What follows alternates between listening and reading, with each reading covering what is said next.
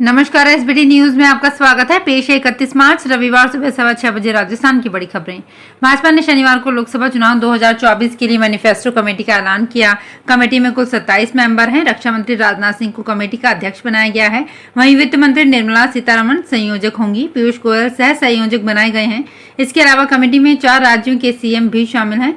मध्य प्रदेश के सीएम मोहन यादव, असम के सीएम हेमंत बिस्वा शर्मा, गुजरात के सीएम भूपेंद्र पटेल और छत्तीसगढ़ के विष्णुदेव साय कमेटी का हिस्सा हैं। कमेटी में अर्जुन मुंडा, किरण रिजिजू, अश्वनी वैष्णव, शिवराज सिंह चौहान, वसुंधरा राजे और स्मृति ईरानी जैसे बड़े नाम भी शामिल हैं।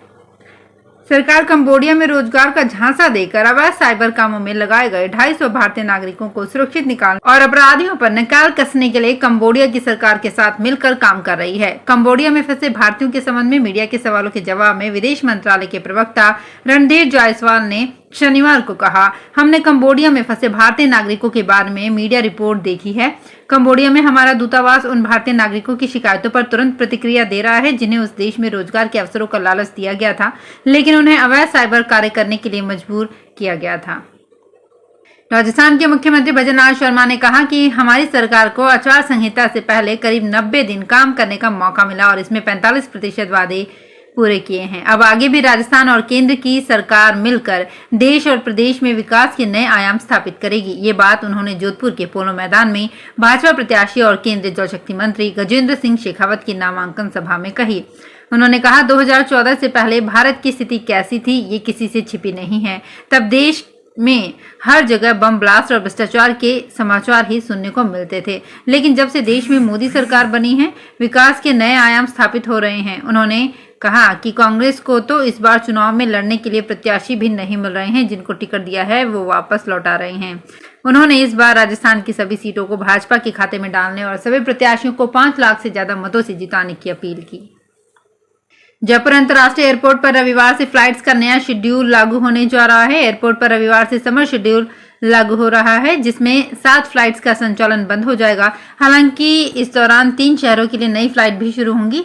हालांकि नुकसान ये है कि 4 शहरों के लिए एयर कनेक्टिविटी पूरी तरह से खत्म हो जाएगी।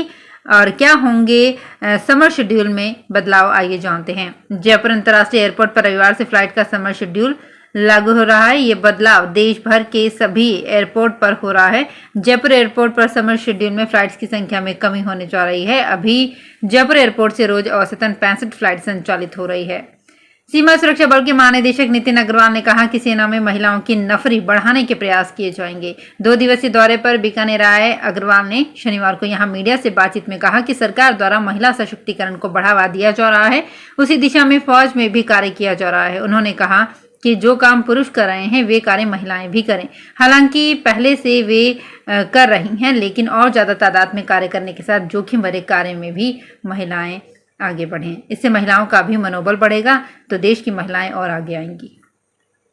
कांग्रेस नेता पवन खेड़ा ने शनिवार को नई दिल्ली में प्रेस कॉन्फ्रेंस की। उनके सामने टेबल पर वॉशिंग मशीन रखी थी। इस पर बीजेपी वॉशिंग मशीन लिखा हुआ था।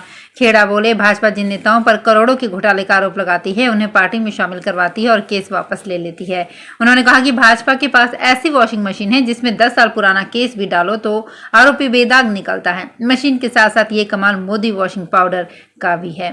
खेड़ा ने एक पेपर जारी करके आरोप भी लगाया कि विपक्ष के नेताओं को डराने धमकाने के लिए CBI, ED, income tax department जैसी केंद्रीय जांच एजेंसियों का दुरुपयोग किया जा रहा है।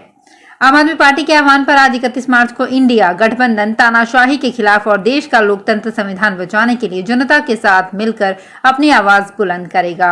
आम आदमी पार्टी के दिल्ली प्रदेश संयोजक गोपाल राय ने रामलीला मैदान जाकर तैयारियों का जायजा लेने के बाद बताया कि रविवार को होने वाली रैली में कांग्रेस से मल्लिकार्जुन खड़गे, सोनिया गांधी, राहुल गांधी, पंजाब के मुख्यमंत्री भगवंत मान, झारखंड के मुख्यमंत्री चंपई सोरेन, एनसीपी से शरद पवार, शिवसेना से उद्धव ठाकरे, सपा से अखिलेश यादव, आरजेडी से तेजस्वी यादव और वाम दलों के नेताओं समेत कई अन्य नेता शामिल होंगे। उन्होंने कहा कि देश का संविधान और लोकतंत्र बचाने का ये आखिरी मौका है। अगर आज देश की जनता ने आवाज नहीं उठाई तो कल कोई भी अपनी आवाज नहीं उठा पाएगा। राजस्थान लोकसभा चुनाव के दूसरे चरण को लेकर शनिवार को तीसरे दिन भी प्रत्याशियों ने नामांकन दाखिल किया। कोटा सीट से कांग्रेस प्रत्याशी प्रहलाद गुंजल, उदयपुर से कांग्रेस प्रत्याशी ताराचंद मीणा, जोधपुर सीट से भाजपा प्रत्याशी गजेंद्र सिंह शेखावत और बाड़मेर से निर्दलीय उम्मीदवार रविंद्र सिंह भाटी ने नॉमिनेशन फॉर्म भरा। नॉमिनेशन के साथ दिए शपथ पत्र में इन प्रत्याशियों की प्रॉपर्टी से संबंधित कई जानकारी सामने आई। जोधपुर लोकसभा सीट से भाजपा उम्मीदवार और केंद्रीय मंत्री गजेंद्र सिंह शेखावत की प्रॉपर्टी 5 साल में 6 करोड़ बढ़ गई है। 2019 में गजेंद्र सिंह के परिवार के पास 13 करोड़ 8 लाख की प्रॉपर्टी थी, जो अब 19 करोड़ 25 लाख रुपए की है। वहीं इस बार विधानसभा चुनाव में शिव बाड़मेर सीट से चर्चा में आए रविंद्र सिंह भाटी ने लोकसभा चुनाव की मैदान में भी उतर गए हैं। रविंद्र सिंह भाटी से ज्यादा उनकी पत्नी धाऊ कंवर के पास कैश और गहने हैं, लेकिन दोनों के पास ना जमीन है और ना ही मकान। राजस्थान में लोकसभा चुनाव 2024 के तहत द्वितीय चरण के 13 लोकसभा निर्वाचन क्षेत्रों के लिए शनिवार को 17 प्रत्याशियों ने 24 नामांकन पत्र प्रस्तुत किए और अब तक 27 प्रत्याशियों ने 44 नामांकन पत्र दाखिल कर लिया है। राज्य के मुख्य निर्वाचन अधिकारी प्रवीण गुप्ता ने बताया कि द्वितीय चरण के लिए शनिवार को जोधपुर कोटा संसदीय क्षेत्र से 3-3 प्रत्याशियों, टोंक सवाई माधोपुर बांसवाड़ा और चित्तौड़गढ़ से 2-2 प्रत्याशियों और अजमेर जालौर और उदयपुर से 1-1 प्रत्याशी ने नामांकन प्रस्तुत किया है।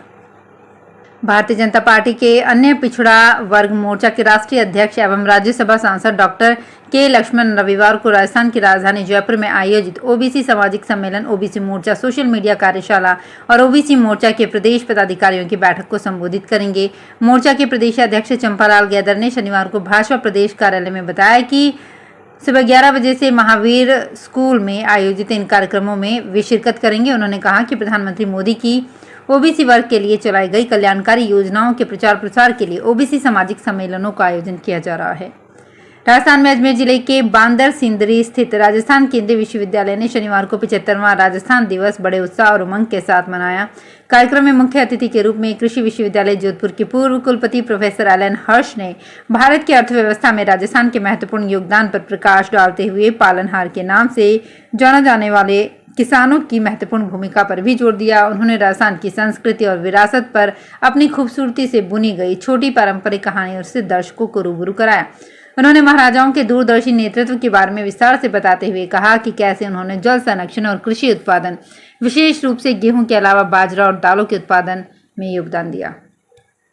रंग बिरंगे फूल खिलने से प्राकृतिक सौंदर्य से महक रहा राजस्थान विधानसभा उद्यान इन दिनों देसी विदेशी पर्यटकों, स्कूली बच्चों सहित यहां आने वाले लोगों को सहज ही अपनी ओर आकर्षित कर रहा है।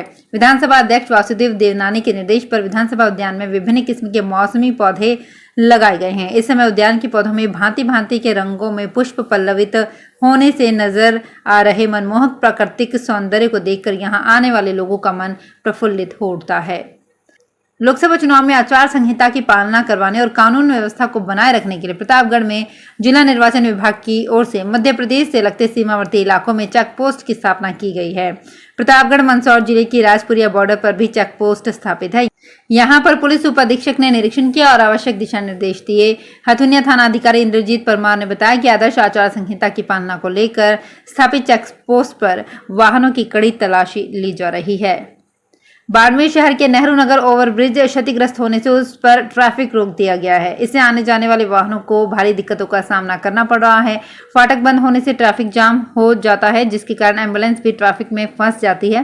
ट्रैफिक इंचार्ज का कहना है कि पीडब्ल्यूडी ने 3 दिन के लिए परमिशन मांगी है। तब तक हम अपनी तरफ से पूरे प्रयास कर रहे हैं कि ट्रैफिक को व्यवस्थित और सुचारू रख सके। बैंक खातों को फ्रीज करने इनकम टैक्स विभाग द्वारा 1608 करोड़ का नोटिस जारी करने के विरोध में कांग्रेसी कार्यकर्ताओं ने करौली कलेक्ट्रेट के सामने धरना प्रदर्शन किया। कांग्रेसी कार्यकर्ताओं ने विरोध प्रदर्शन कर केंद्र सरकार पर द्वेष भावना से कार्रवाई के आरोप लगाए। साथ ही आईटी के नोटिस को लोकतंत्र पर हमला करार दिया है। राजस्थान प्रदेश कांग्रेस सचिव भूपेंद्र भारद्वाज, करौली कांग्रेस जिला अध्यक्ष शिवराज मीणा, हिंडौन विधायक अनीता जाटव सहित वक्ताओं ने कहा कि राजस्थान प्रदेश कांग्रेस कमेटी अध्यक्ष गोविंद सिंह डोटासरा के निर्देश पर कलेक्ट्रेट के सामने धरना प्रदर्शन कर विरोध जताया है। तो फिलहाल खास खबरों में इतना ही। ताजा खबरों की जानकारी के लिए देखते रहिए एसबीटी न्यूज। धन्यवाद। अगर आप भी अपने आसपास की छोटी बड़ी और महत्वपूर्ण खबरों से अपडेट रहना चाहते हैं तो सब्सक्राइब कीजिए हमारे चैनल एसबीटी न्यूज को और प्रेस कीजिए बेल आइकन पर।